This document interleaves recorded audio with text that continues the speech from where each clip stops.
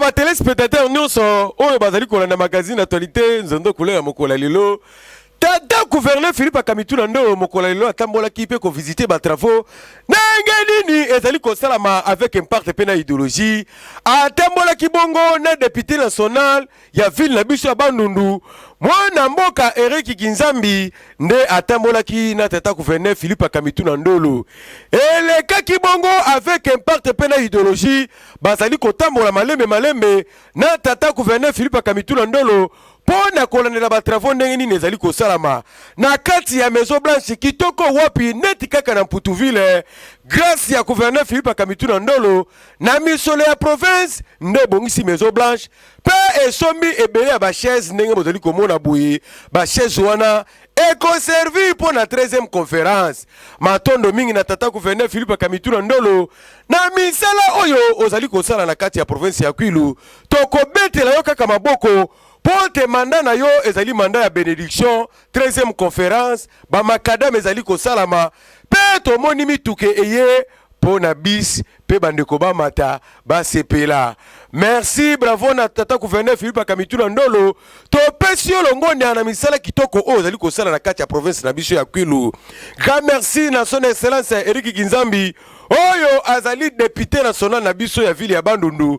Tolanda ndenge apesa ki merci na tata gouverneur Philippe Kamitula ndolo pe Eric Kinzambi o azali député national azondi mamisala ya tata gouverneur Philippe Kamitula ndolo oyo azali kosala na kati ya province na ye ya Kwilu. Tolanda ndenge mwana mboka Eric Kinzambi alobaki avec impact pe idéologie pe a félicité tata gouverneur Philippe Kamitula ndolo. Nombreux sont passés avant lui mais n'ont pas fait ce qu'il est en train de faire. D'ailleurs, mon collègue, le président du caucus, l'honorable Bengila Nicolas Kwasagari, quand il disait, en fait, en fait, c'est pas que bon est, mais c'est la volonté. Nous comprenons que Philippe a la volonté de donner à la province de Kilo une autre image. Nous le félicitons et nous l'encourageons. Félicitations, monsieur le gouverneur. Quant à la venue du chef, ça fait depuis 1982 que l'ancien asphalte existe dans la ville de Bandundu. Nous voyons que les routes de Bandundu sont en train de porter leur d'Europe. Nous remercions aussi le chef de l'État pour le travail qu'il est en train de faire. Vu que c'était son apport, nous n'aurons pas seul. Parce que les anciennes routes commençaient déjà à se détériorer. C'était ici impraticable, mais maintenant on voit un changement dans la ville de Bandundu. Félicitations et merci aussi à lui. On aura vraiment l'utilité de position de l'État. Kwiluke mosi. Kwiluke na France. Kwiluke kaka mosi. Vanda Yikwiti, vanda Idiofa, vanda Bandundu, vanda Mazi, vanda Bulungu, kwiluke kaka mosi. Kwiluke banda ya tata mosi, mama mosi. Kima ya Bukabakele be. Et bon me pèse à 22 km. Betu be ponasi. Bandundu baka ndambu, Yikwiti bege baka ndambu. Chef de l'État Kwisawa, atakuwa na Yikwiti, betu bana mama mosi, tata mosi. Donc kabisa, donc eleve. Conférence que c'est la mawa sans Bandundu ke chef lié ya province ya Kwilu. Mais si mon pète à quoi il a Kikwiti à Wetala. Tout le monde moche, mais tout nyonso ensemble vukana. Quand on veut ensemble, nous nous t'accordons dans toile. Quand on veut ensemble vers le Zanga Bima Yankaka au profit à Bantu Yankaka. Donc j'en appelle à tous. Je rappelle à l'unité de tous les Kwilois que nous avons tous une seule vision, l'unité du Kwilu. On peut compter sur le développement. Si on s'entretue entre nous, on n'avancera pas. Après la mobilisation dans 2 semaines, il faut avoir la Bana Bandundu ville, na bana Kikwiti. Vous pouvez profiter de la micro ya Bampangi Yai. Bon de mutu baka, unki banvula banzila mesa la mana bakati wa ville na petu. Mais on a effort ya mfuma bola ge sala partout ya ke luta na Congo ya mvimba. Bana Yai age kusat na betu. Vous avez les bêtes unions, au moment du langage, juri la vente bonne fête, bonne jour à bonne année. Parce qu'on a bilanga vert. Dans la classe, bonne union, tu peux vendre du toko, mais tu dis ça y a un fou, mais tu peux changer qui est.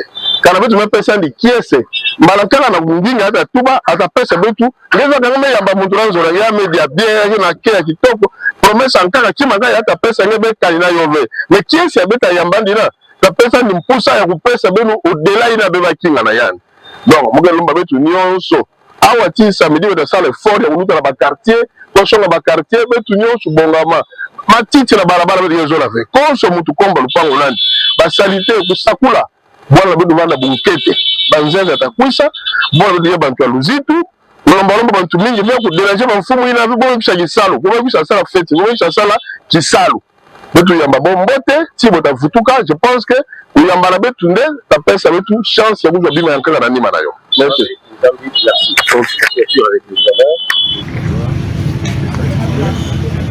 C'est en fait une auto-évaluation.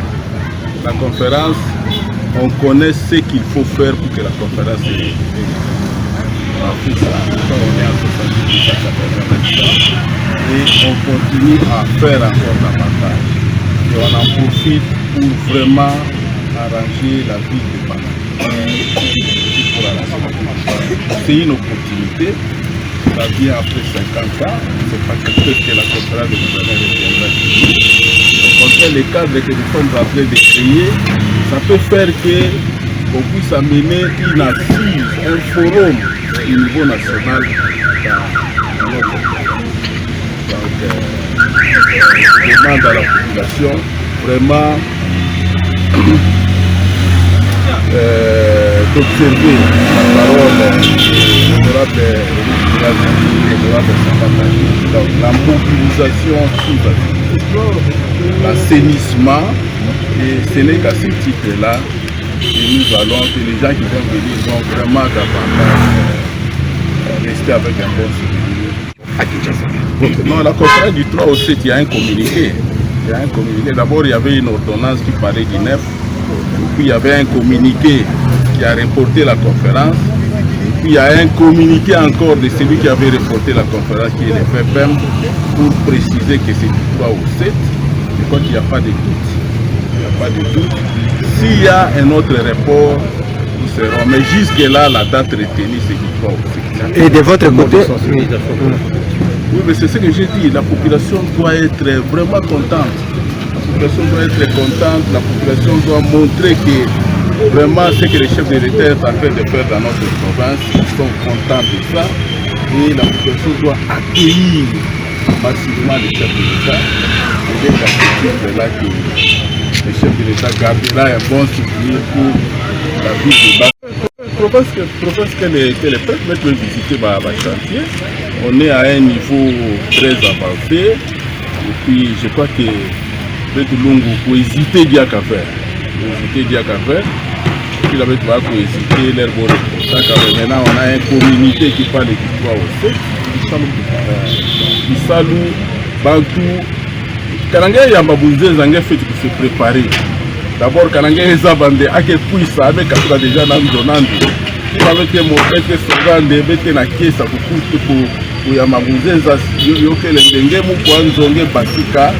Na lupango il était na porte na ngenge na lupango il na kutala kana pisa abo na ngenge na porte atatu ba dege ba kinga donc c'est ce que nous devons faire.